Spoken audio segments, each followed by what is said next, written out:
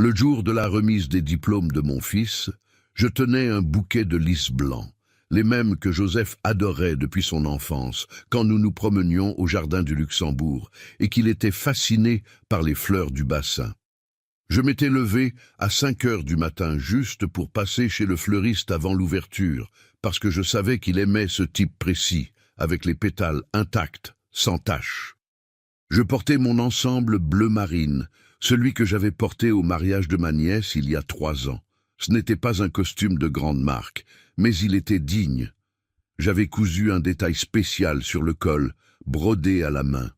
J'avais mis du parfum, cette eau de Cologne à la lavande bon marché que j'achète à la pharmacie, mais qui m'a toujours fait sentir présentable. Je suis arrivé tôt à l'auditorium de la Sorbonne. Mon cœur battait fort. 30 ans, mes amis, 30 ans de nuit courbés sur des chantiers de construction, les mains calleuses, les yeux brûlants de fatigue, tout cela pour que Joseph puisse être là, diplômé en gestion d'entreprise. Mon fils unique, mon garçon, l'homme que j'ai élevé seul après que Renée est morte dans cet accident sur l'A6 quand Joseph n'avait que 7 ans. J'étais assis au 3e rang, bien au centre. Je voulais qu'il me voie quand il entrerait. Je voulais qu'il sache que j'étais là, que je n'avais jamais cessé d'être là. Je tenais le bouquet si fort que mes ongles ont marqué ma paume. Je souriais. Je souriais même avec cette douleur dans la poitrine qui grandissait depuis 2 ans, depuis que Jean-Marc était entré dans nos vies. Et puis je l'ai vu. Joseph est apparu par la porte latérale de l'auditorium, grand, beau, dans son costume gris, celui que Jean-Marc lui avait offert pour son anniversaire, un Armani qui coûtait plus de 4 000 €. Il avait tenu à le mentionner devant tout le monde. Mon cœur a fait un bond. J'ai levé légèrement la main, saluant discrètement. Il m'a vu, je sais qu'il m'a vu. Nos yeux se sont croisés pendant 1 seconde, mais au lieu de sourire, il a détourné le regard. Et puis je l'ai vu aussi, Jean-Marc.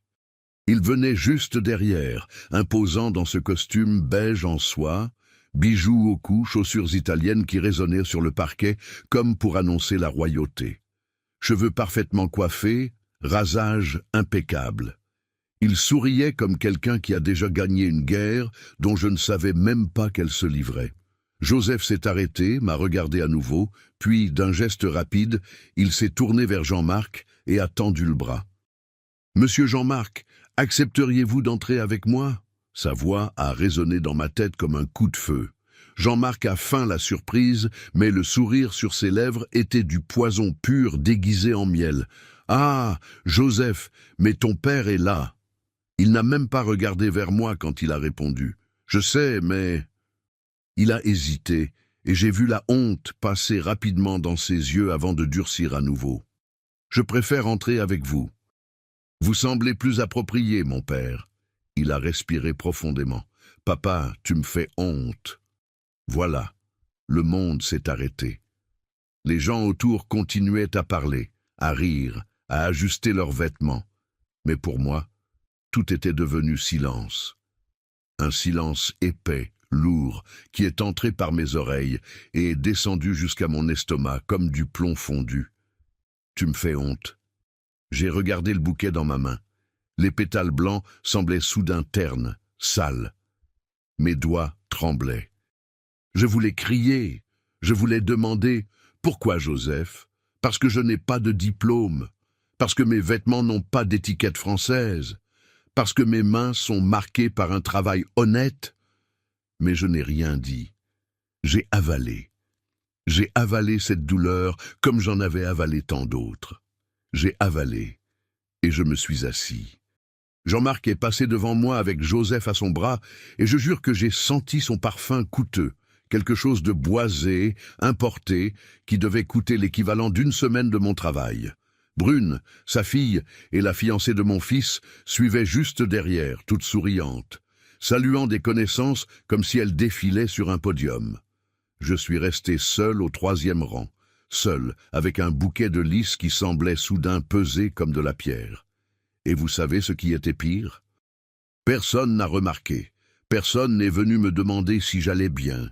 Personne n'a trouvé étrange que le père du diplômé soit assis loin, tandis qu'un étranger entrait avec lui. Les lumières se sont éteintes. La musique a commencé.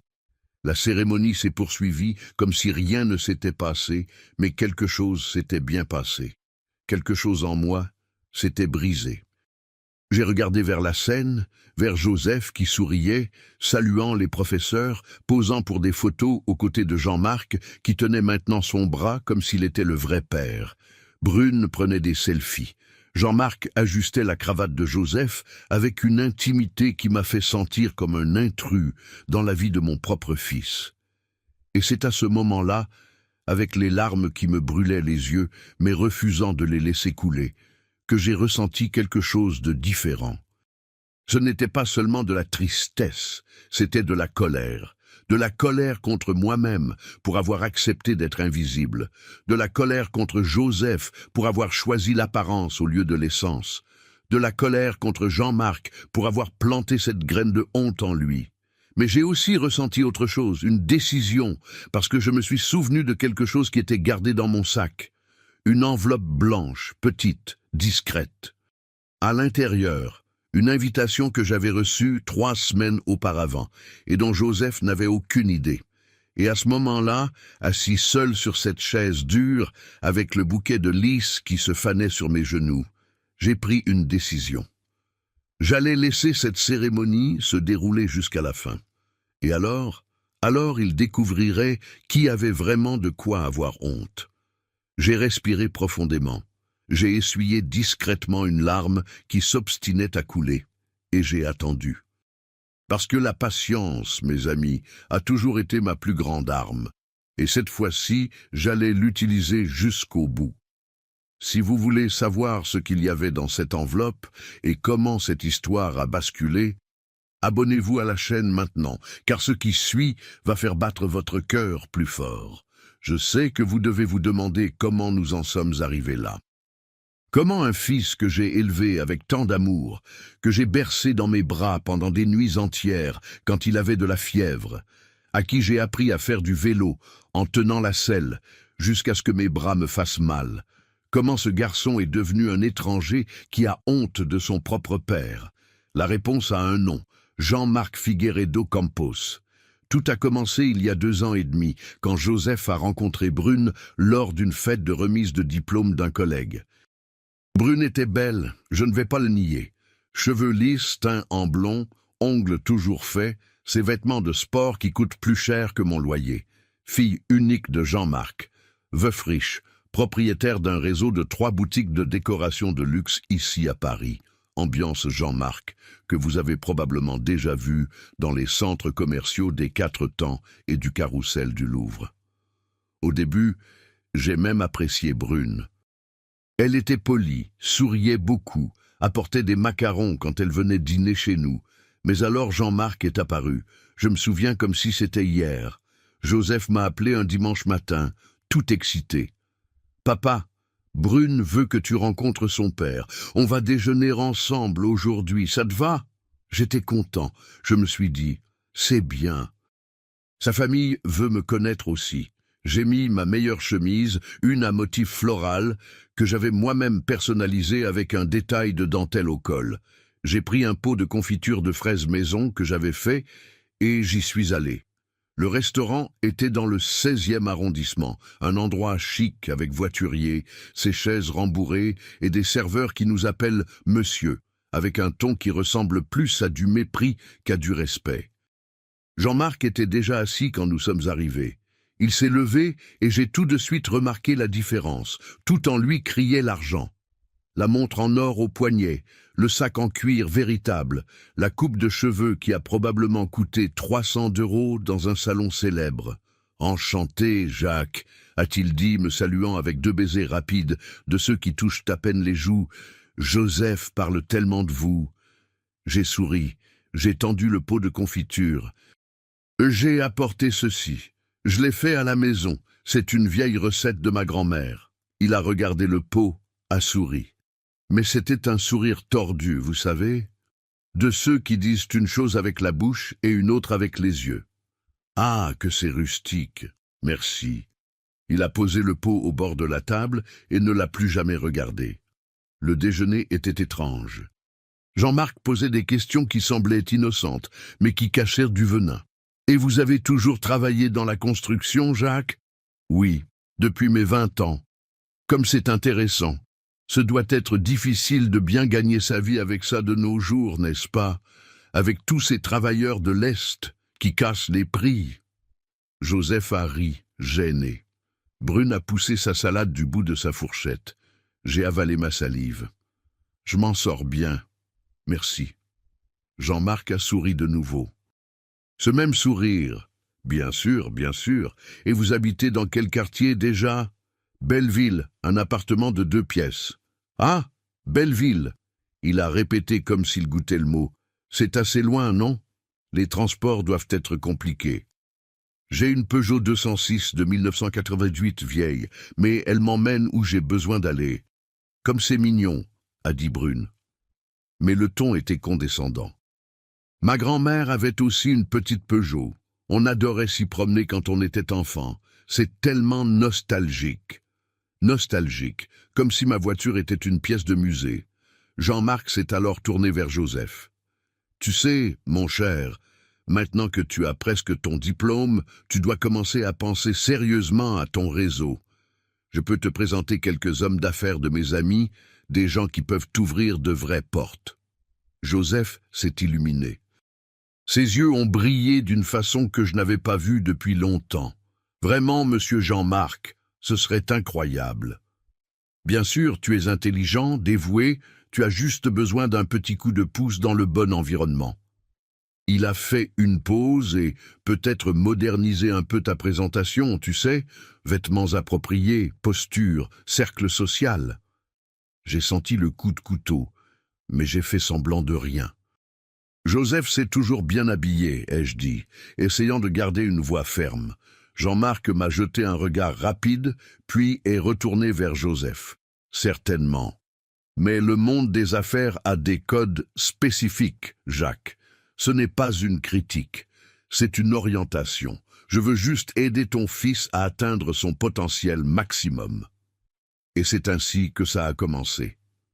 Après ce déjeuner, Joseph a commencé à passer plus de temps chez Jean-Marc. Des week-ends entiers.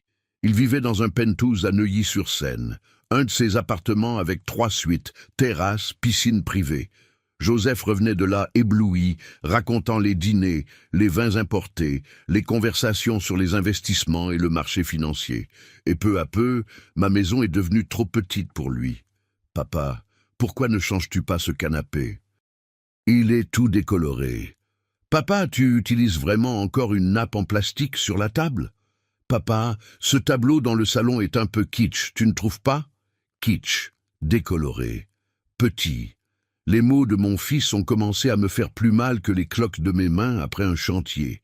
Jean-Marc offrait des cadeaux, une montre Rolex à 8 500 € pour l'anniversaire de Joseph, un costume italien qui coûtait une fortune.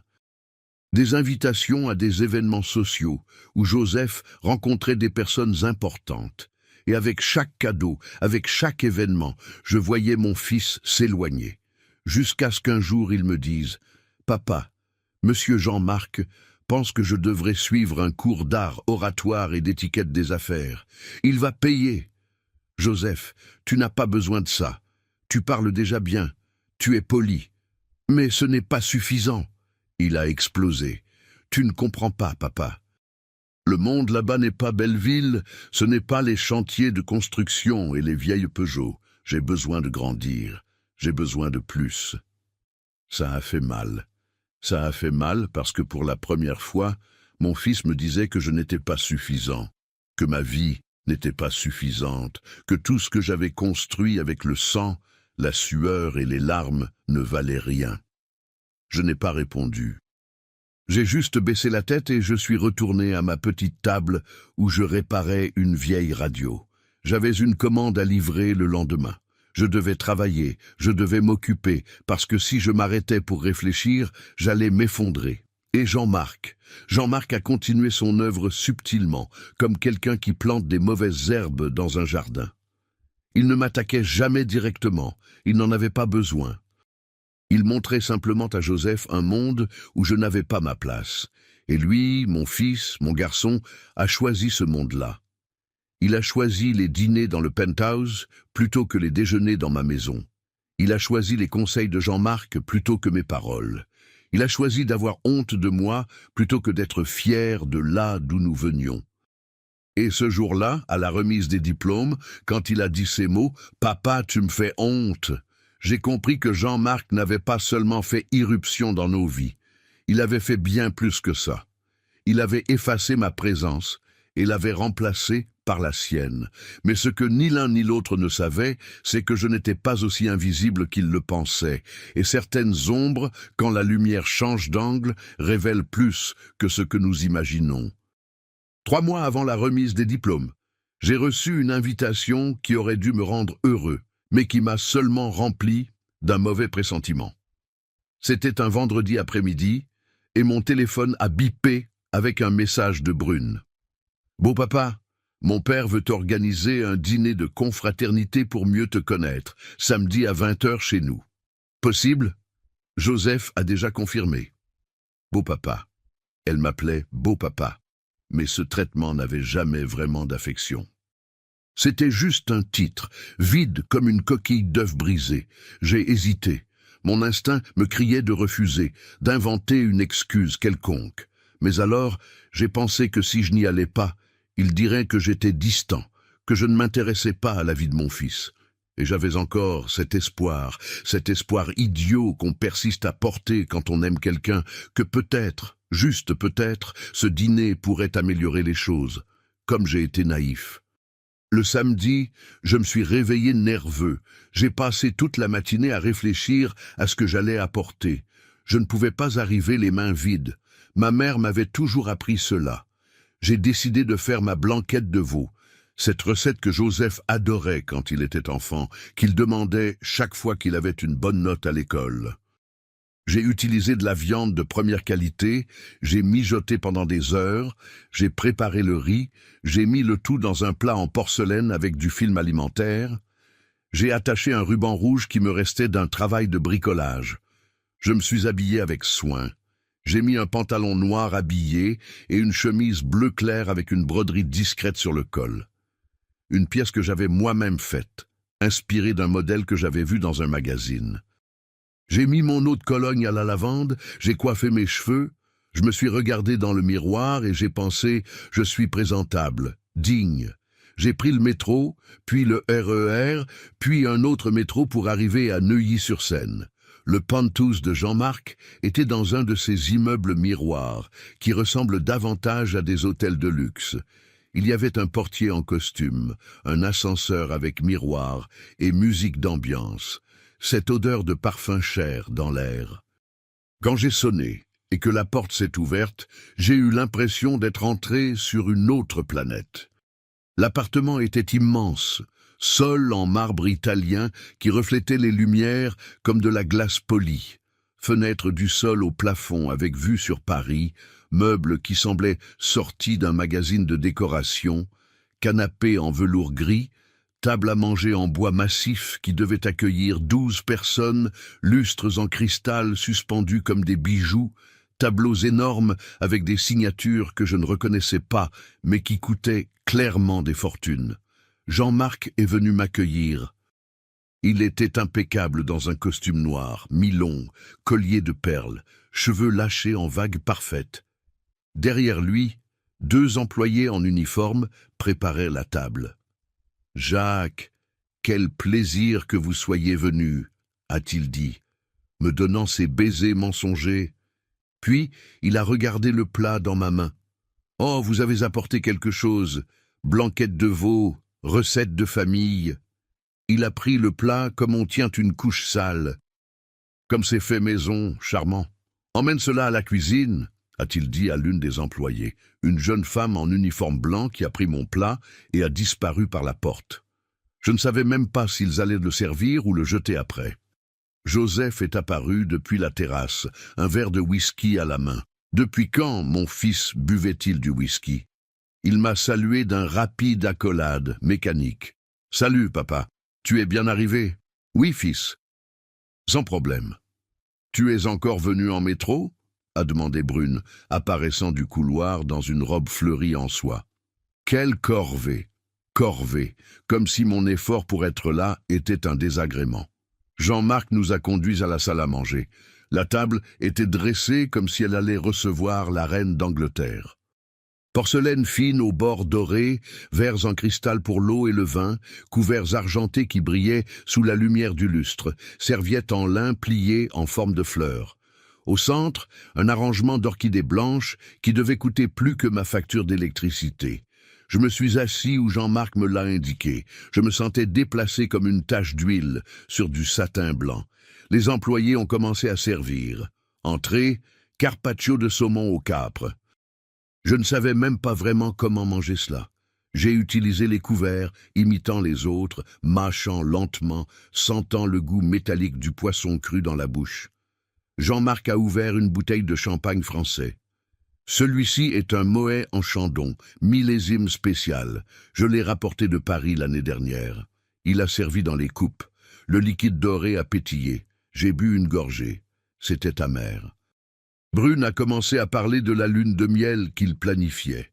Mon père va nous offrir 15 jours à Santorin comme cadeau de mariage. Tu en as déjà entendu parler, beau papa? C'est en Grèce, ces petites maisons blanches aux toits bleus. Je l'ai vu en photo, ai-je dit. C'est complètement différent de n'importe quel endroit où tu as pu aller. J'en suis sûr, a ajouté Jean-Marc avec ce sourire en coin. Le plat principal est arrivé. Filet mignon sauce au vin rouge, accompagné d'asperges grillées et de purée truffée, tout très beau, très raffiné, mais sans goût de maison, sans assaisonnement d'amour. C'est pendant le dessert, un petit gâteau avec de la glace à la vanille, que Jean-Marc a décidé d'enfoncer le couteau. « Jacques, je réfléchissais. Joseph m'a dit que vous habitiez à Belleville. Depuis combien de temps déjà? 22 ans. Mon Dieu, et vous n'avez jamais pensé à déménager? Paris a des quartiers tellement plus... Il a cherché le mot juste, développé. J'aime bien l'endroit où je vis, je connais les voisins, j'ai mes clients. Des clients de bricolage, n'est-ce pas? A dit Brune. Ça doit être compliqué de rivaliser avec ces grandes chaînes de bricolage. Je ne rivalise pas, je fais un travail personnalisé. Personnalisé. Jean-Marc a répété, goûtant le mot. C'est une façon romantique de dire artisanal, n'est-ce pas? Joseph est resté silencieux, regardant son assiette. Jean-Marc a continué. Parce que je dis toujours à Joseph, le monde d'aujourd'hui exige de la présence, de la posture, du raffinement. Il ne suffit pas d'être intelligent, il faut savoir se comporter, circuler dans les bons milieux, avoir les bonnes connexions. Ma mère m'a élevé seule et m'a donné une éducation, a murmuré Joseph, mais sa voix était faible. Sans aucun doute, a dit Jean-Marc, levant sa coupe. Et c'est admirable, mais il y a des différences, mon cher, entre élever un fils et le préparer pour le vrai monde. Le vrai monde. Comme si mon monde était un mensonge, comme si mes mains calleuses, mes nuits blanches, mes jours courbés sur les chantiers étaient de la fantaisie. J'ai regardé Joseph, espérant qu'il dise quelque chose. N'importe quoi. Mais il a juste bu plus de champagne. Brune a ri de quelque chose qui n'était même pas drôle. Jean-Marc a demandé aux employés d'apporter le café. Je suis resté assis là, sur cette chaise rembourrée chère, me sentant plus petit qu'une fourmi. Quand je me suis enfin dit au revoir, il était déjà plus de 11 heures du soir. Jean-Marc m'a embrassé avec cette accolade mensongère. C'était un plaisir, Jacques. Nous devons faire ça plus souvent. Je savais que c'était un mensonge. J'ai pris le métro pour rentrer seul, avec le goût amer du champagne cher dans la bouche et le poids de l'humiliation sur la poitrine. Quand je suis arrivé chez moi, je me suis assis sur le canapé décoloré, celui que Joseph disait être honteux, et j'ai pleuré. J'ai pleuré parce que j'ai compris ce soir-là que j'avais perdu mon fils, non pas pour un autre homme, mais pour un monde qui me voyait comme quelque chose de trop petit pour exister. Et le pire de tout, c'est que mon propre fils était d'accord avec eux. Une semaine après ce dîner, je ressentais encore le goût amer de l'humiliation dans ma bouche. Mais la vie ne s'arrête pas, n'est-ce pas? Les factures ne se perdent pas toutes seules. Les commandes de réparation ne se font pas avec des larmes. Alors, je suis retourné à ma routine. Bricolage, café réchauffé, radio qui joue doucement pour ne pas laisser le silence de la maison m'engloutir. Joseph m'avait appelé le mardi en disant qu'il allait voyager pour affaires avec Brune, un événement à Lyon que Jean-Marc avait arrangé. Il a dit qu'il serait absent 3 jours. J'en ai profité pour faire ces plats congelés qu'il aimait, de ceux qu'il suffit de réchauffer au micro-ondes. J'ai pris les récipients, j'ai tout emballé soigneusement et j'ai décidé de les apporter à son appartement. Cet appartement, celui que j'avais acheté pour lui. Laissez-moi expliquer. Quand Renée est morte, elle a laissé une petite maison de campagne près de Fontainebleau. Rien de luxueux, juste 5 hectares de terre avec une simple maison, quelques arbres fruitiers. J'ai gardé cet endroit contre vent et marée pendant des années. C'était ma réserve, mon plan B, mais quand Joseph est entré à l'université et a commencé à parler de vivre plus près du campus pour ne pas perdre de temps dans les transports, je l'ai vendu. Vendu pour 280 000 €, de l'argent que j'ai utilisé pour verser un acompte et payer un appartement de 2 pièces à Neuilly-sur-Seine. Je lui ai offert pour son 23e anniversaire. Pour que tu construises ta vie, mon fils. J'ai dit en lui remettant les clés. Il m'a serré dans ses bras, a pleuré, a dit que j'étais le meilleur père du monde. C'est drôle comme les choses changent, n'est-ce pas? Je suis arrivé là-bas vers 14 heures. J'ai utilisé la clé de secours qu'il m'avait donnée pour les urgences. L'appartement était silencieux, un peu en désordre, des vêtements jetés sur le canapé, de la vaisselle dans l'évier, typique de Joseph. J'ai rangé les plats dans le congélateur, j'ai lavé la vaisselle parce que je n'ai pas pu m'en empêcher, et je suis allé dans sa chambre pour faire le lit. C'est là que j'ai vu le dossier.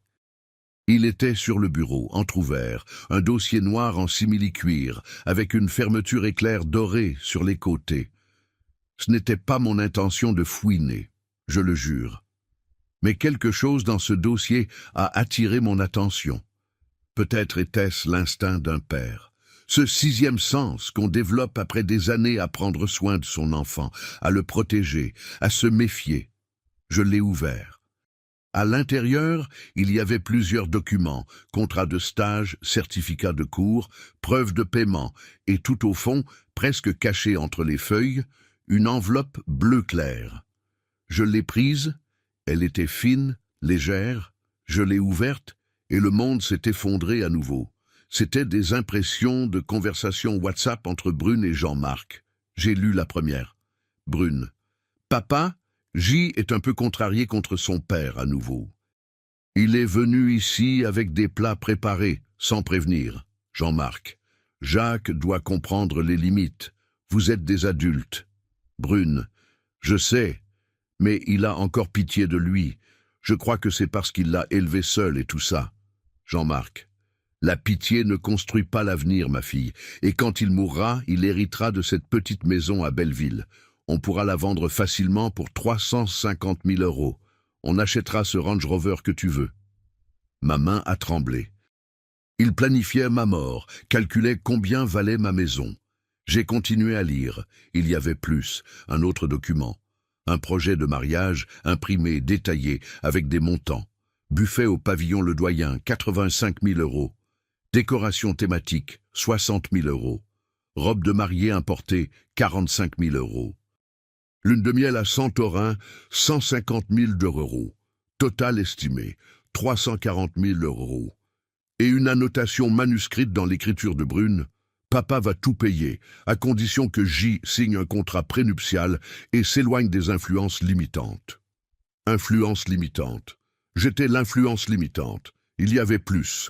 Une feuille d'email imprimée. Expéditeur. Jean-Marc Figueiredo. Destinataire. Joseph. Objet. Proposition de société. J'ai lu, les yeux brûlants. Joseph, comme nous en avons discuté, je formalise la proposition. 25% de participation dans la nouvelle filiale d'Ambiance Jean-Marc au Forum des Halles. Investissement initial. 0 de ta part. Bénéfice estimé. 15 000 € mensuels après la première année. Conditions. Dévouement exclusif, présence aux réunions stratégiques et un profil social adapté au standing de l'entreprise. Je sais que ton père est un homme de caractère, Mais le monde des affaires exige une distanciation des liens qui pourrait compromettre ton image professionnelle. Réfléchis-y bien. Jean-Marc. Distanciation des liens. Compromettre son image. J'étais le problème. Je l'avais toujours été. Je me suis assis sur son lit. Mes jambes ne me soutenaient plus. J'ai pris mon téléphone et j'ai photographié tout. Chaque page, chaque conversation, chaque chiffre. Mes mains tremblaient tellement que certaines photos sont sorties floues, mais on pouvait quand même lire.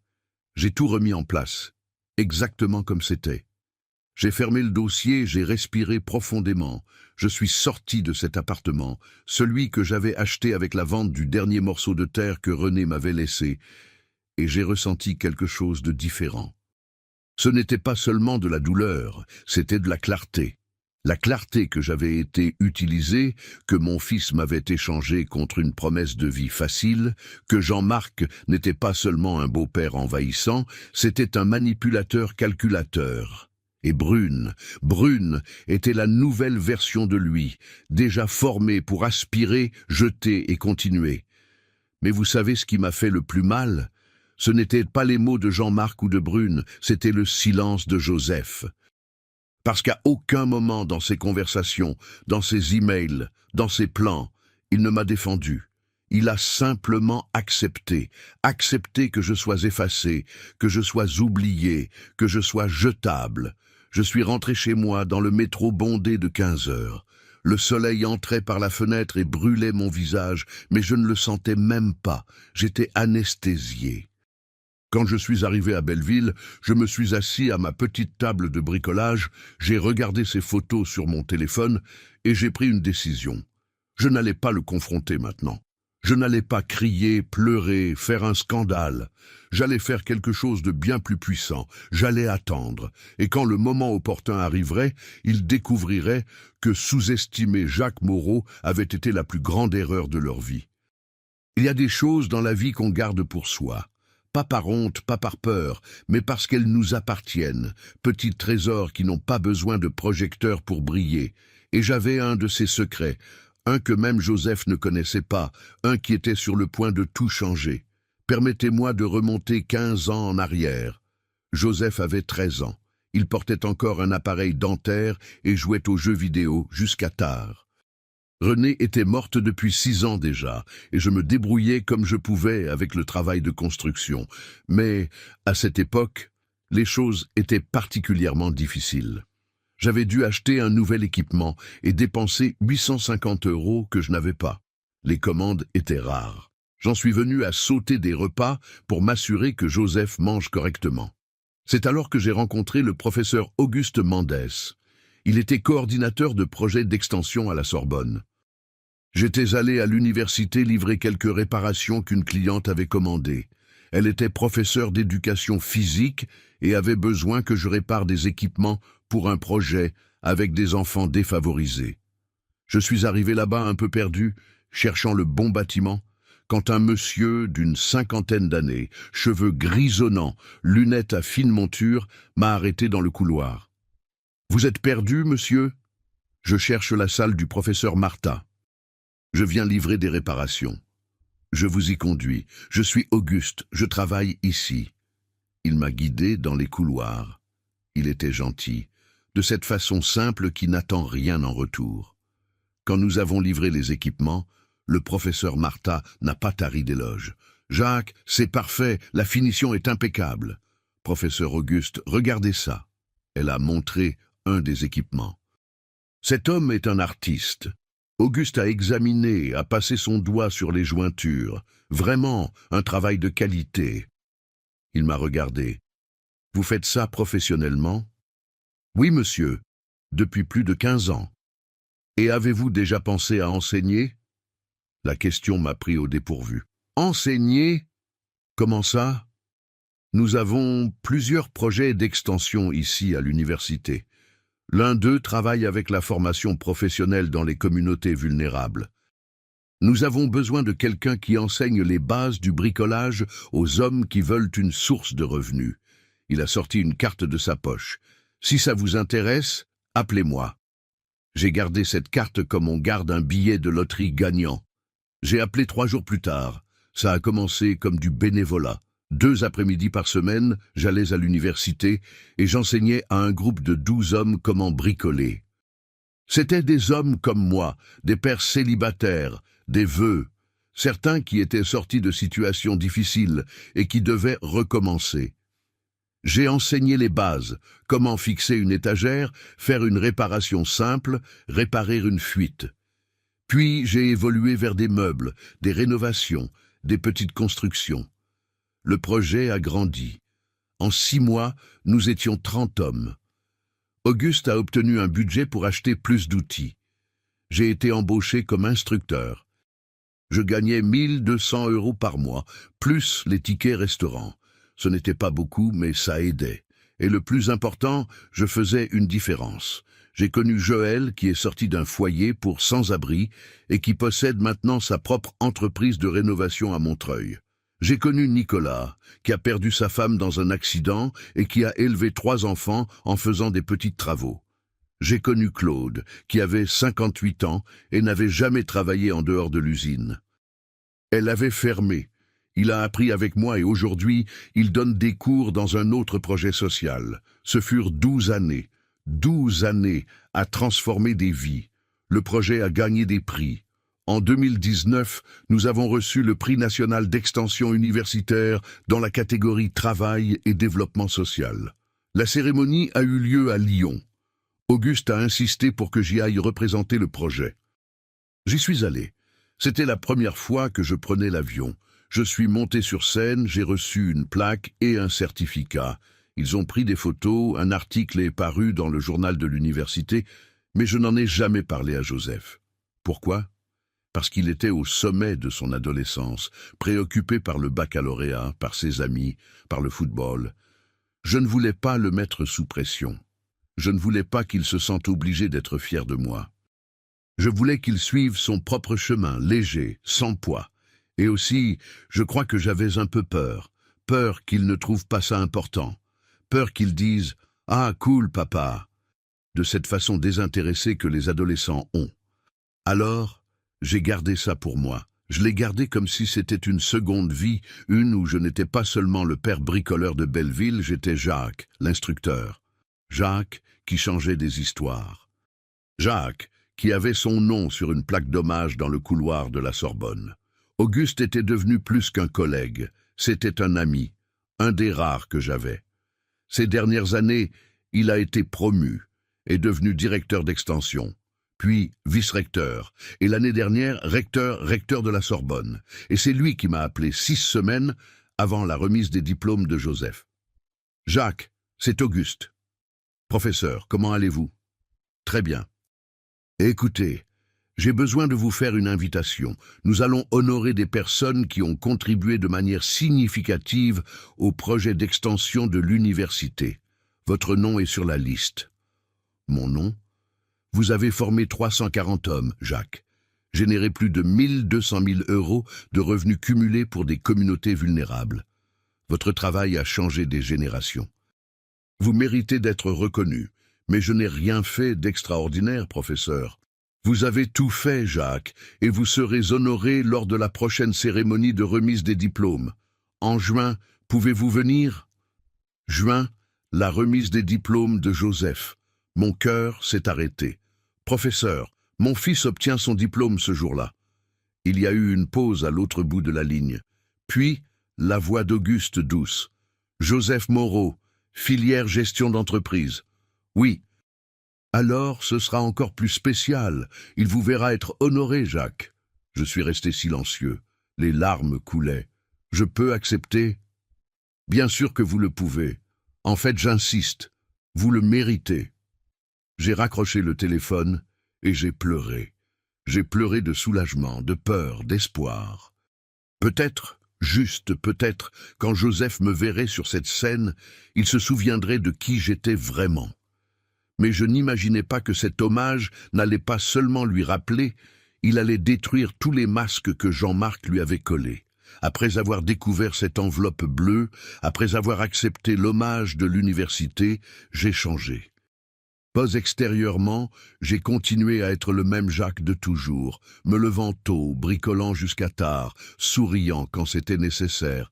Mais intérieurement, j'étais devenu Pierre, Pierre ferme, froide, calculatrice, parce que la douleur enseigne et l'humiliation transforme.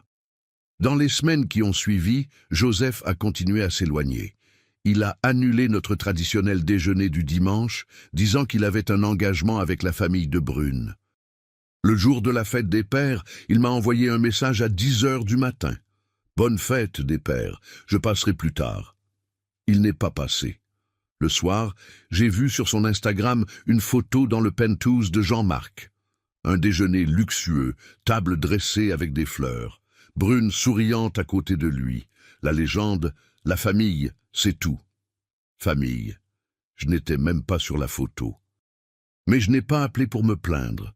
Je n'ai pas pleuré au téléphone, je n'ai pas fait de drame. J'ai simplement archivé cette douleur avec les autres et j'ai commencé à agir. La première chose que j'ai faite a été de chercher Maître Simone. Elle était une ancienne cliente. J'avais réparé sa bibliothèque il y a 10 ans, quand elle était fraîchement diplômée en droit et sans le sou. Maintenant, elle avait son propre cabinet, spécialisé en droit de la famille et des successions. J'ai pris rendez-vous, j'ai apporté les documents de l'appartement que j'avais donné à Joseph. « Jacques, ça fait longtemps !» Elle m'a embrassé avec une affection sincère. « Que puis-je faire pour vous ?» J'ai tout expliqué. L'éloignement, les humiliations, l'enveloppe bleue, les conversations sur la vente de ma maison après ma mort. Elle a écouté en silence, son expression devenant plus sérieuse à chaque phrase. « Vous avez des preuves ?» J'ai montré les photos sur le téléphone. Elle a analysé avec l'attention d'une avocate. « C'est grave, Jacques, très grave. Elle a pris les documents de l'appartement. Cet appartement était un don ? Oui, j'ai vendu la maison de campagne que ma femme a laissée et je l'ai achetée pour lui. Je lui ai offert. Et il y a un acte notarié attestant de la donation ? Oui. Elle a feuilleté les papiers, a pris des notes. Écoutez, d'un point de vue légal, une donation d'ascendant à descendant peut être révoquée dans des cas spécifiques. L'un d'eux est l'ingratitude grave, lorsque le donataire, dans ce cas votre fils, commet des actes qui démontrent du mépris, une offense grave ou une tentative d'attenter à la vie du donateur. Il n'a pas essayé de me tuer, mais il vous a insulté publiquement, vous a humilié, a conspiré pour tirer profit de votre mort. J'ai avalé sec. Oui. Alors, vous avez une base légale pour révoquer la donation. Elle m'a regardé sérieusement. Jacques, je dois vous demander, voulez-vous vraiment faire cela? Révoquer la donation de l'appartement? Parce qu'une fois que vous entamerez cette procédure, il n'y aura pas de retour en arrière. Cela va détériorer encore plus la relation avec votre fils. J'ai respiré profondément. J'ai pensé à toutes les nuits que j'avais passées à travailler pour payer cette université. J'ai pensé à comment j'avais vendu le dernier morceau de René pour donner du confort à Joseph. J'ai pensé à la façon dont il m'avait regardé le jour de la remise des diplômes, comme si j'étais de la saleté sur sa chaussure. Je ne veux pas révoquer maintenant, mais je veux avoir cette arme en réserve. Je veux qu'il sache que je le peux, que je ne suis pas le pauvre type qu'il pense que je suis. Simone a souri, un petit sourire, mais plein de compréhension. Je vais préparer toute la documentation. Je vais rassembler des preuves, des témoins, l'historique financier, montrant que vous avez tout payé. Si vous avez besoin d'agir, tout sera prêt. Mais Jacques, elle a serré ma main. La vengeance n'apporte pas la paix. La justice, oui, souvenez-vous de cela. Justice. Ce mot a résonné dans ma tête pendant des jours. Je suis rentré chez moi avec un dossier plein de documents, une tête pleine de plans et un cœur qui ne souffrait plus parce qu'il était trop occupé à calculer. J'ai tout organisé. J'ai imprimé les photos de l'enveloppe bleue. J'ai séparé les reçus de paiement de l'université de Joseph, tous à mon nom, tous payés avec ma sueur. J'ai rassemblé les preuves de la vente de la maison de campagne et de l'achat de l'appartement. Je les ai gardés dans un dossier bleu, identique à celui que j'avais trouvé chez lui. Une ironie voulue, et j'ai attendu. 3 semaines avant la remise des diplômes, Jean-Marc m'a appelé. Sa voix était douce, mais fausse comme un édulcorant périmé. « Jacques chéri, comment vas-tu ?»« Bien, Jean-Marc. Et vous ?»« Parfait. Écoute, je pensais, la remise des diplômes de Joseph va être dans un cadre très sophistiqué, tu sais. Beaucoup de gens importants, des hommes d'affaires, des autorités. » Il a fait une pause dramatique. Je me demandais s'il ne serait pas préférable que tu n'y ailles pas pour ne pas te sentir mal à l'aise, tu comprends? Ah, j'ai parfaitement compris. Il voulait m'exclure. Il voulait effacer complètement ma présence. Il voulait que Joseph ait cette journée parfaite, sans le père bricoleur de Belleville, gâchant les photos. Mais je n'allais pas faciliter les choses.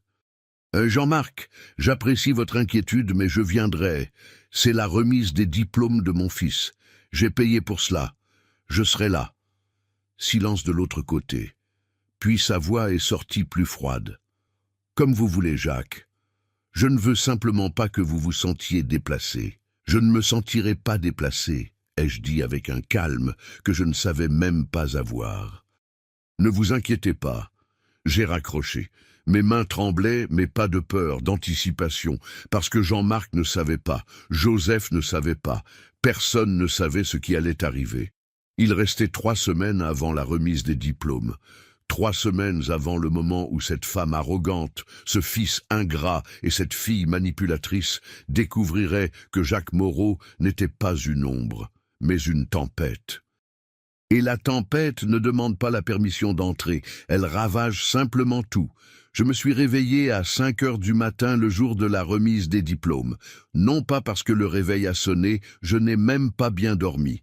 J'ai passé toute la nuit à me retourner dans le lit, l'estomac noué, le cœur battant de façon irrégulière. Je me suis levé, j'ai fait un café bien fort, je me suis assis à la table de la cuisine et j'ai regardé par la fenêtre. Le ciel était encore sombre. Seul un filet orangé commençait à déchirer l'horizon. Aujourd'hui était le jour. J'ai pris une longue douche, de celle qu'on prend quand on a besoin de laver plus que la saleté. On a besoin de laver la peur, l'insécurité, le doute. Je me suis séché les cheveux avec soin.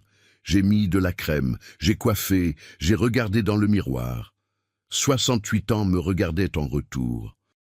Des rides autour des yeux, des cheveux grisonnants, des mains marquées par le travail. Mais il y avait quelque chose de différent chez ce Jacques dans le miroir. Il y avait de la fermeté. J'ai ouvert l'armoire. Il était là, mon ensemble spécial. Pantalon de tailleur bleu marine, chemise en soie beige, avec broderie délicate sur le col. Une broderie que j'avais moi-même faite point par point pendant 3 nuits. Ce n'étaient pas des vêtements de marque. Ils n'avaient pas d'étiquette française, mais ils étaient beaux, ils étaient élégants, ils étaient dignes. Je me suis habillé calmement. J'ai mis mes chaussures en cuir marron, les plus confortables que j'avais, mais qui donnaient encore un air respectable. J'ai mis de l'eau de Cologne à la lavande sur mes poignets et derrière mes oreilles. J'ai mis le collier de perles fausses que j'avais reçu de René lors de notre dernier anniversaire de mariage. Elle disait toujours, elles ne sont pas vraies, mais à ton cou, elles ressemblent à celles de la royauté. J'ai pris mon sac, dedans 3 choses, portefeuille, téléphone et l'enveloppe blanche avec l'invitation officielle de l'université. La confirmation de l'hommage. J'ai aussi pris le bouquet de lys blanc que j'avais commandé, frais, parfait, exactement comme Joseph les aimait. Je suis parti de la maison à 7 heures. La cérémonie commençait à 10 heures, mais je voulais arriver tôt. Je voulais avoir le temps de respirer, de me préparer mentalement. J'ai pris le métro puis le RER. Je suis descendu devant l'université à 8h30. L'auditorium était déjà en préparation. Fleurs sur les côtés, bannières avec le blason de la Sorbonne, chaises alignées en rangées parfaites. Les familles commençaient à arriver, pères fiers, mères émues, grands-parents portant des bouquets plus grands que les miens. Tout le monde était bien habillé, tout le monde était heureux.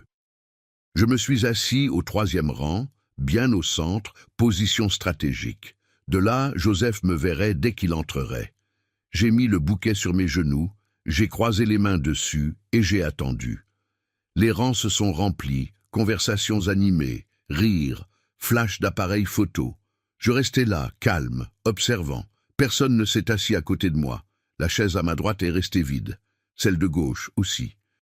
À 9h40, le mouvement s'est intensifié. Les diplômés ont commencé à arriver, vêtus de toges noires, toques sur la tête, larges sourires. Je cherchais Joseph des yeux, le cœur serré, et alors je l'ai vu. Joseph est apparu par la porte latérale de l'auditorium. Grand, beau, toge impeccable, mon garçon, mon fils. Pendant une seconde, juste une seconde, j'ai oublié toute la douleur. J'ai oublié les humiliations, les trahisons, les silences. J'ai juste vu lui, le bébé que j'avais nourri au biberon, le garçon à qui j'avais appris à faire ses lacets, l'adolescent qui avait pleuré dans mes bras quand il avait eu une mauvaise note en mathématiques. J'ai levé légèrement la main, saluant discrètement, mais clairement. Nos yeux se sont croisés. Il m'a vu. Je sais qu'il m'a vu. Mais au lieu de sourire, au lieu de me saluer en retour, il a froncé les sourcils comme s'il était gêné, comme si ma présence était un problème à résoudre. Et puis Jean-Marc est apparu. Il venait par le couloir central comme s'il était le propriétaire des lieux, costume beige en soie qui brillait sous les lumières, chaussures italiennes, bijoux discrets mais coûteux. Ce genre de coûteux qui crie sans faire de bruit. Cheveux coiffés en un chignon parfait, maquillage impeccable. Brune venait juste derrière, toute produite dans une robe rose claire, cheveux bouclés, sourire de publicité pour dentifrice. Joseph a regardé Jean-Marc, puis moi, puis de nouveau Jean-Marc, et j'ai vu la décision se former dans ses yeux. Il s'est dirigé vers Jean-Marc. « Monsieur Jean-Marc, voulez-vous » Il a hésité, mais seulement pendant une seconde. J'ai vu la honte passer rapidement dans ses yeux avant qu'ils ne durcissent à nouveau. « Voulez-vous bien entrer avec moi ? Je pense que ce serait plus approprié. » Jean-Marc a posé sa main sur sa poitrine, feignant la surprise. « Ah, Joseph, mais ton père est là, mon cher. » C'est là qu'il a prononcé les mots que je vais porter pour le reste de ma vie. « Je sais, mais papa, tu me fais honte. » Le bouquet a presque glissé de mes mains. Il ne m'a même pas regardé directement quand il a parlé. Il l'a dit de côté comme on commente la météo, comme si ce n'était pas une condamnation à mort. « Tu me fais honte. » Jean-Marc a pris son bras, pas avec force, pas avec précipitation. Il l'a pris lentement, triomphalement, comme un roi qui vient de conquérir un territoire ennemi. « Allons-y alors, mon cher, nous ne voulons pas retarder la cérémonie. » Et ils sont entrés ensemble, bras dessus, bras dessous, souriant aux caméras. Brune venait derrière, envoyant des baisers à des connaissances, prenant des photos avec son téléphone. Ils sont passés devant ma rangée. Jean-Marc m'a jeté un coup d'œil et a souri. Ce n'était pas un sourire de pitié, c'était un sourire de victoire. Je suis resté assis là, seul, avec un bouquet de lys qui semblait soudain se faner dans mes mains. La musique a commencé, les lumières se sont éteintes, la cérémonie a été ouverte, les familles applaudissaient, les caméras filmaient, le recteur est monté sur scène pour les mots de bienvenue, et j'ai respiré. J'ai respiré profondément, lentement, en comptant jusqu'à 10, parce que, dans mon sac, plié avec soin, se trouvait l'enveloppe blanche, la confirmation de l'hommage. Et à ce moment-là, assis sur cette chaise dure, abandonné par mon propre fils, humilié devant des dizaines de personnes, j'ai fait une promesse silencieuse. « Joseph, tu viens de m'humilier devant tout le monde. Maintenant, attends juste un peu, parce que dans 2 heures, tu vas découvrir le vrai sens du mot honte. Et ce ne sera pas moi qui la ressentirai, ce sera toi. » La cérémonie s'étirait comme un feuilleton de l'après-midi. Discours du directeur du département, discours du parrain de promotion, remise des diplômes par ordre alphabétique. Chaque nom appelé était suivi d'applaudissements, de cris, de photos. Des familles entières se levaient, agitaient des pancartes, pleuraient d'émotion. Quand ils ont appelé Joseph Moreau, je me suis préparé à applaudir, mais mes mains ont hésité. Elles sont restées suspendues en l'air, tremblantes, ne sachant pas si elle devait applaudir ou se fermer en poing. Il est monté sur scène, a souri, a fait un signe. Jean-Marc et Brune se sont levés au premier rang. Ils avaient réussi à avoir des places meilleures que la mienne, bien sûr, et ont applaudi comme s'il avait gagné une médaille olympique. Jean-Marc a même porté la main à sa poitrine, dramatiquement ému. Je suis resté assis, silencieux, avec le bouquet de lys qui se fanait sur mes genoux. Personne n'a remarqué. Les diplômes ont continué à être remis. 20 minutes, 30, 40. Mon corps était tendu, le dos douloureux à force de rester droit, respirant profondément, comptant les secondes. Jusqu'à ce qu'enfin, le dernier nom soit appelé. Applaudissement final. Les diplômés ont jeté leurs toques en l'air, cette tradition américaine que tout le monde adore. Pluie de toques noires, sourires, accolades. Je pensais que la cérémonie était terminée. J'ai pris mon sac, prêt à me lever et à sortir de là le plus vite possible. Rentrer chez moi, fermer la porte, pleurer jusqu'à être sec. Mais alors le recteur Auguste Mendes est revenu au microphone.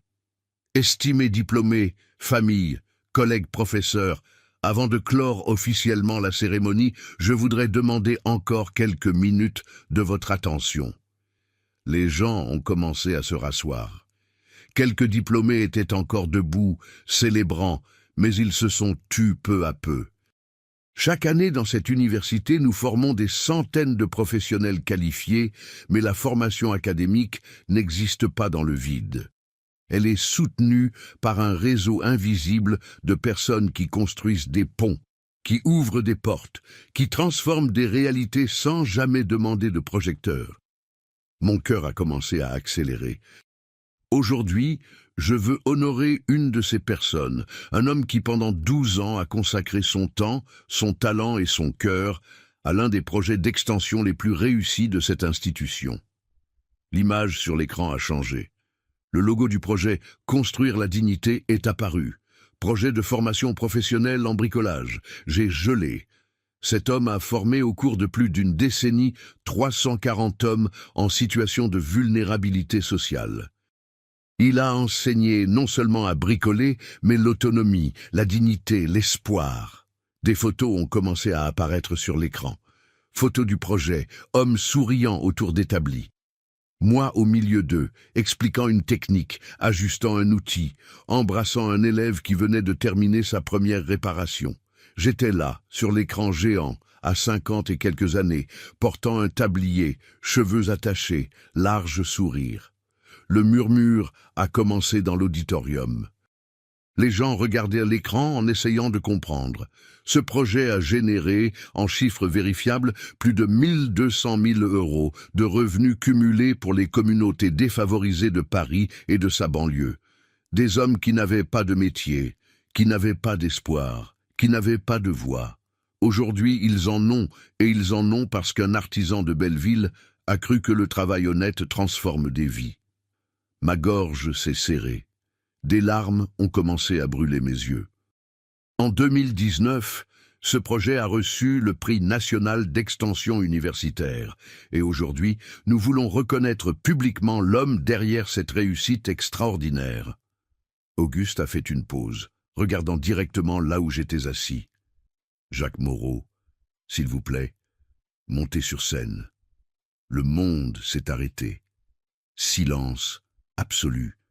Et puis, lentement, les gens ont commencé à se tourner, cherchant. Qui est Jacques? Où est-il? C'est ce monsieur-là, je ne pouvais pas bouger. Mes jambes étaient devenues du plomb, jusqu'à ce qu'Auguste répète, souriant maintenant, « Jacques, je sais que vous êtes humble, mais aujourd'hui, il n'y a pas d'échappatoire. Venez ici, s'il vous plaît. » Quelqu'un m'a pointé du doigt, et les applaudissements ont commencé, lentement au début, puis plus fort, et alors ils ont explosé. Je me suis levé, tremblant, tenant mon sac fermement, le bouquet de lys presque tombant. J'ai commencé à marcher par le couloir central.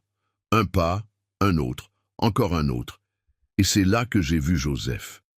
Il était dans la deuxième rangée, debout, mais n'applaudissait pas. Il était pâle, bouche ouverte, yeux écarquillés, comme s'il voyait un fantôme. Jean-Marc était à côté de lui. Son expression s'était effondrée.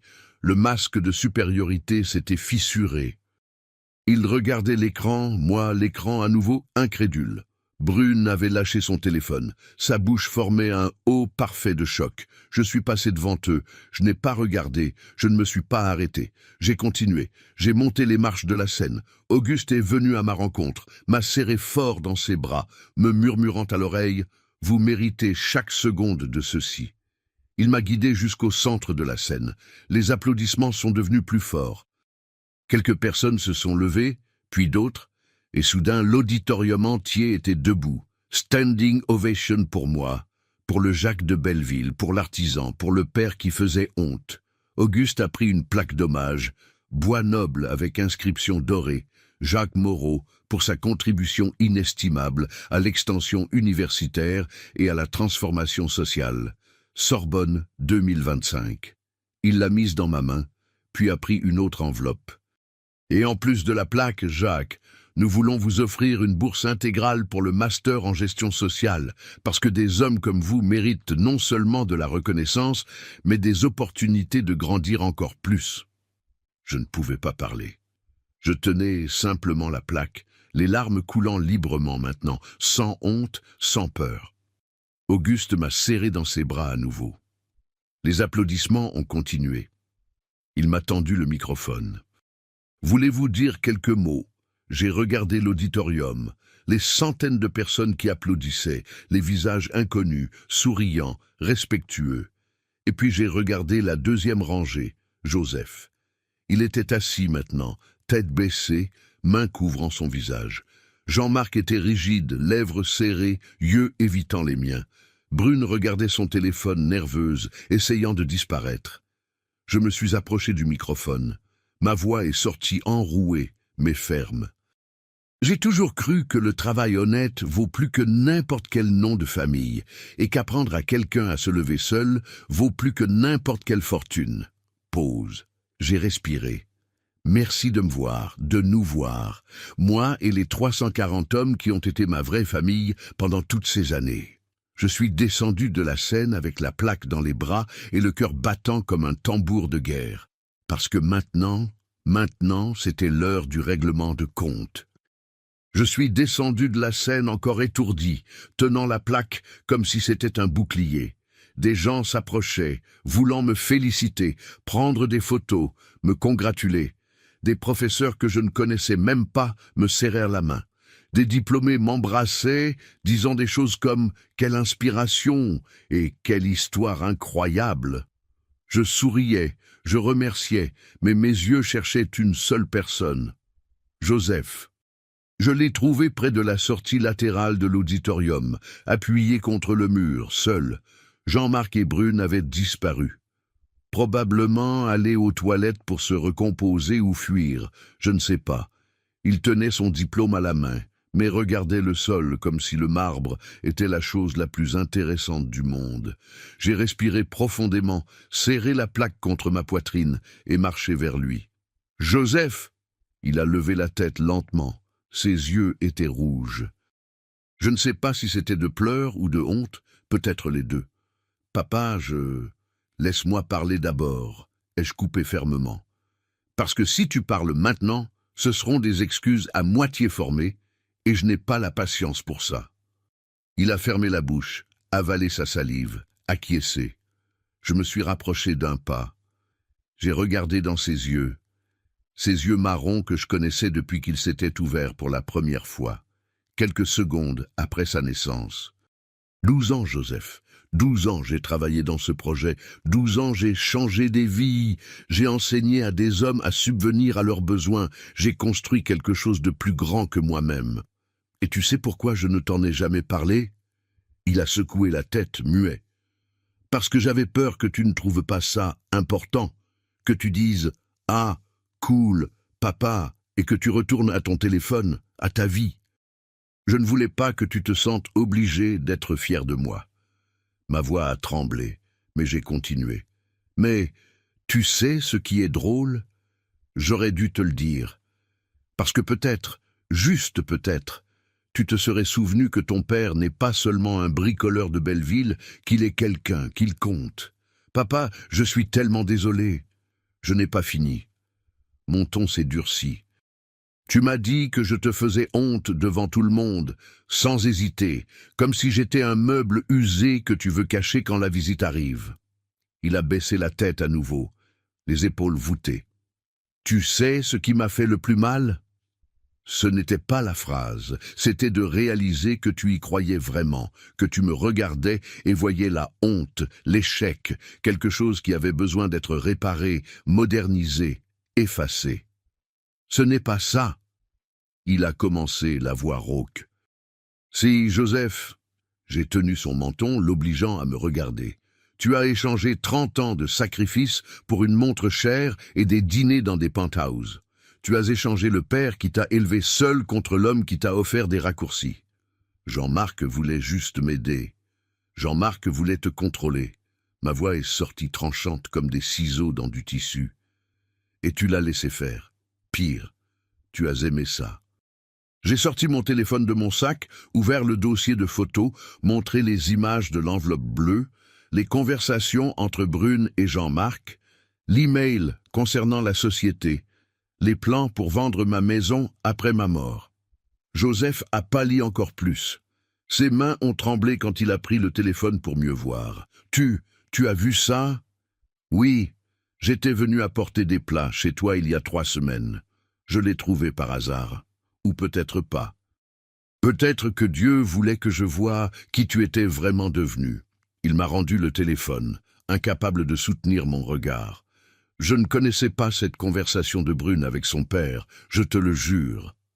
Mais tu connaissais l'email de Jean-Marc, tu connaissais la proposition de société, tu connaissais la condition, distanciation des liens qui compromettent ton image. Je suis le lien, Joseph. Je suis le problème à éliminer. Je n'ai jamais rien signé. J'y réfléchissais, j'évaluais. Tu acceptais, ai-je corrigé, acceptais petit à petit, chaque petit dîner, chaque cadeau, chaque conseil empoisonné de sa part. Tu te faisais modeler et tu ne t'en rendais même pas compte. Des larmes ont commencé à couler sur son visage. Joseph, mon fils d'1,80 m, pleurant comme un petit garçon. « Papa, pardonne-moi. Je ne voulais pas te faire de mal. Je voulais juste grandir, avoir des opportunités. Grandir ne signifie pas marcher sur ceux qui t'ont élevé. J'ai senti mes propres larmes menaçant de couler, mais je les ai retenues. Pas maintenant, pas encore. Et à propos d'opportunités, je t'ai donné toutes celles que j'ai pu. J'ai vendu la maison de ta mère pour te donner un appartement. J'ai travaillé jusqu'à ce que mes doigts saignent pour payer ton université.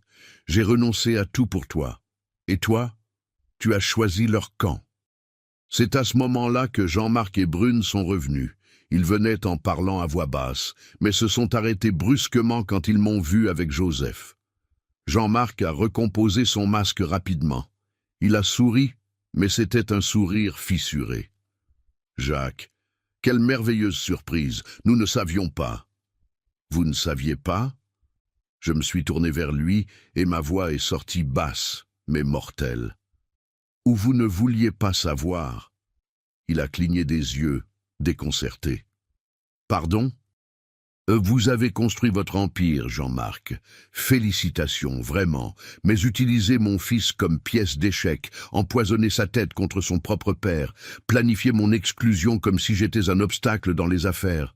J'ai fait un pas vers lui. Ça ne se pardonne pas. » Brune a essayé d'intervenir, la voix aiguë. « Beau papa, je pense qu'il y a eu un malentendu. »« Un malentendu !»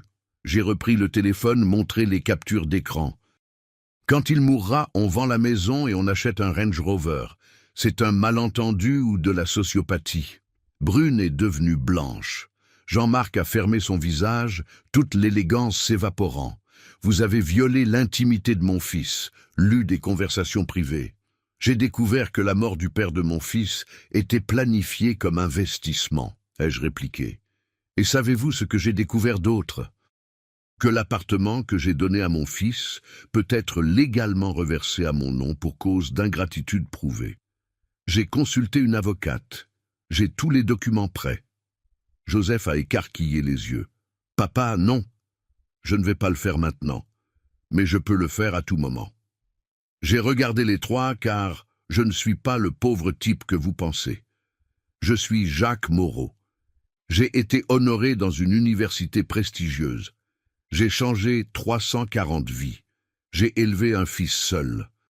Et s'il y a une chose que j'ai apprise en 68 ans, c'est que le respect ne se demande pas, il s'impose. Silence.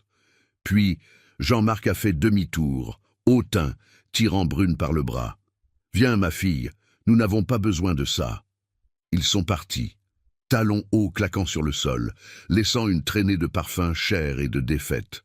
Joseph est resté, m'a regardé, dévasté. « Que dois-je faire maintenant, papa ?» J'ai respiré profondément, tenu la plaque d'hommage et dit la vérité. « Tu grandis vraiment cette fois. » Et je suis parti. Je l'ai laissé là, seul, avec son diplôme, avec sa honte, avec les conséquences, parce que certaines leçons font mal, mais ce sont les seules qui enseignent vraiment. 3 mois après la remise des diplômes, j'étais assis sur la terrasse de ma maison, cette même maison honteuse de Belleville, que Brune voulait vendre pour acheter une voiture importée. Je venais d'arroser mes plantes, les mêmes violettes que René avait plantées avant de mourir et que je gardais en vie depuis plus de 20 ans.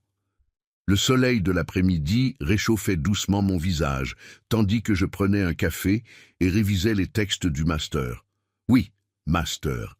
J'avais accepté la bourse. J'ai commencé les cours 2 semaines après la remise des diplômes. Au début, je pensais que ce serait difficile, 68 ans, retourner en classe, entouré de jeunes gens. Mais savez-vous ce que j'ai découvert? Que la connaissance n'a pas d'âge et que mon expérience de vie valait autant que n'importe quelle théorie de livre. Mes camarades me respectaient, mes professeurs m'admiraient. Je n'étais pas le plus vieux de la classe. J'étais le plus expérimenté, et cela faisait toute la différence. La maison restait la même. Canapé décoloré, nappe en plastique sur la table, tableau que Joseph trouvait kitsch. Mais maintenant, quand je regardais ces choses, je ne voyais pas la pauvreté, je voyais l'histoire, je voyais la résistance, je voyais la dignité. Et Joseph, Joseph, dans les premiers jours après la remise des diplômes, il a disparu, n'a pas appelé, n'a pas envoyé de message. Moi non plus, je n'ai pas cherché. J'ai laissé le silence faire le travail que les mots ne pouvaient pas faire. 2 semaines plus tard, il est apparu ici. C'était un dimanche matin. J'ai entendu sonner, et quand j'ai ouvert la porte, je l'ai presque pas reconnu. Il était différent, plus mince, des cernes profonds, barbe de 3 jours. Il ne portait pas le costume italien. Il portait un simple t-shirt et un jean. « Papa, je peux entrer ?» Je suis resté immobile, évaluant. Une partie de moi voulait claquer la porte. L'autre partie, celle qui se souvenait encore de lui à 7 ans, pleurant dans mes bras parce qu'il était tombé de son vélo, voulait l'étreindre. J'ai ouvert la porte, lui ai fait signe d'entrer. Il est entré lentement, comme quelqu'un qui marche sur du verre brisé. Il a regardé autour de lui, comme s'il voyait la maison pour la première fois. C'est toujours pareil. Parce qu'il n'y a rien de mal ici, ai-je répondu fermement. Il n'y en a jamais eu. Nous nous sommes assis dans le salon. Je n'ai pas offert de café. Je n'ai rien facilité. J'ai juste attendu. Il a respiré profondément plusieurs fois avant de pouvoir parler. J'ai rompu avec Brune.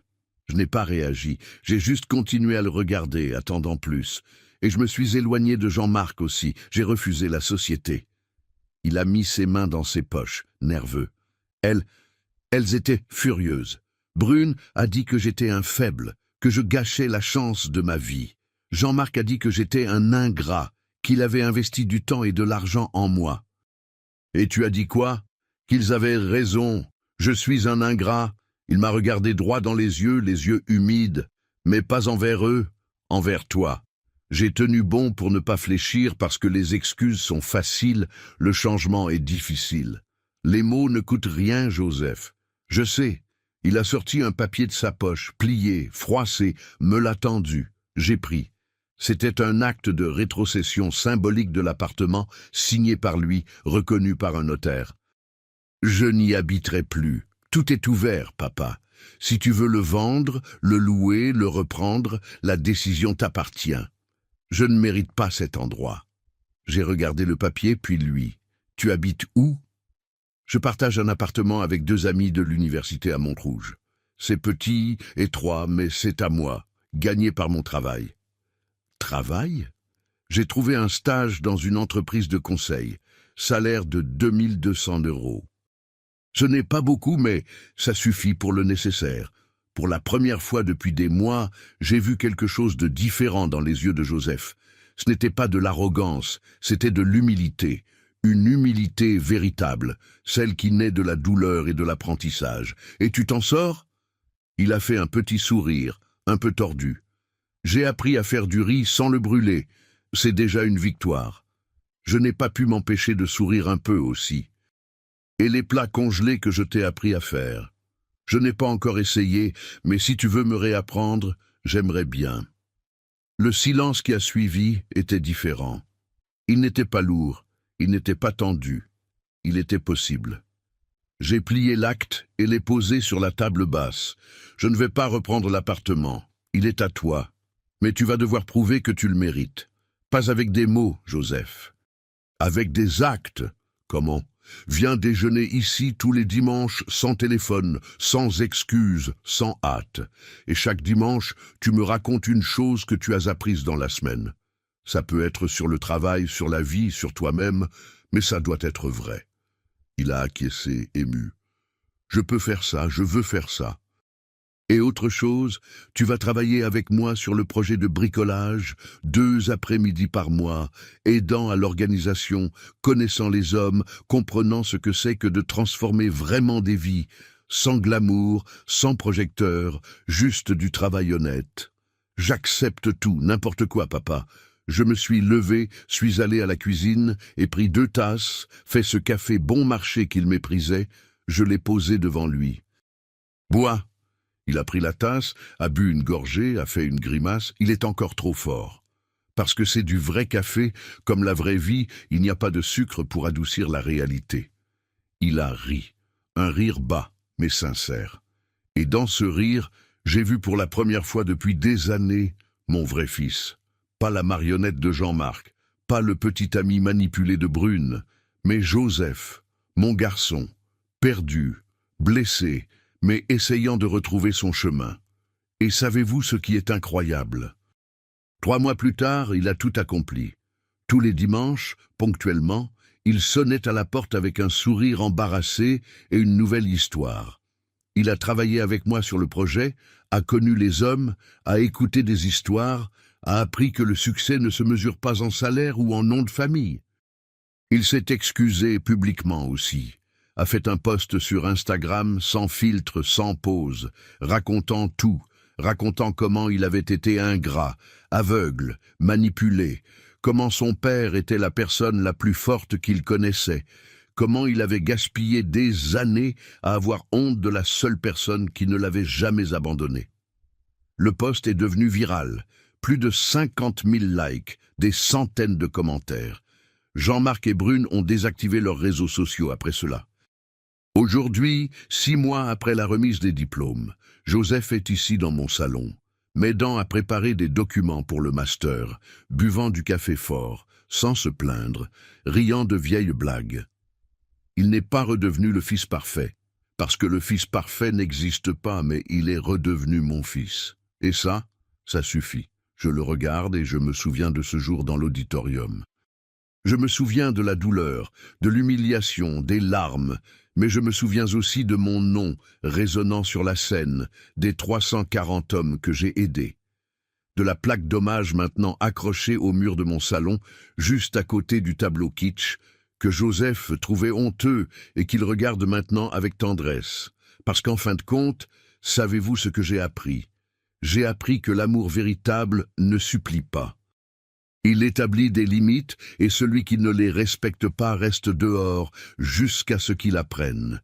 J'ai appris que pardonner n'est pas oublier, c'est donner une chance de recommencer, mais selon vos conditions, pas les leurs, et j'ai appris que la honte n'a jamais été en moi, elle était en eux. Maintenant, pendant que je prends mon café sur la terrasse avec Joseph qui lave la vaisselle dans la cuisine, parce que c'est le minimum que je puisse faire, papa, je regarde les violettes de René et je souris. J'ai gagné. Non pas parce que j'ai détruit quelqu'un, mais parce que je suis resté debout. Et à la fin, ma dignité valait plus que n'importe quel diplôme, n'importe quel penthouse, n'importe quel nom de famille, parce que celui qui sait qui il est ne se perd jamais. Mes amis, si cette histoire a touché votre cœur, dites-moi d'où vous regardez. Et si vous avez vécu quelque chose de similaire, sachez que vous n'êtes pas seul. Laissez votre commentaire, aimez cette vidéo et abonnez-vous à la chaîne, car chaque semaine, je vous raconte des histoires réelles d'hommes qui se sont relevés quand le monde voulait les voir à genoux. À la prochaine. Et souvenez-vous, le respect ne se demande pas, il se conquiert.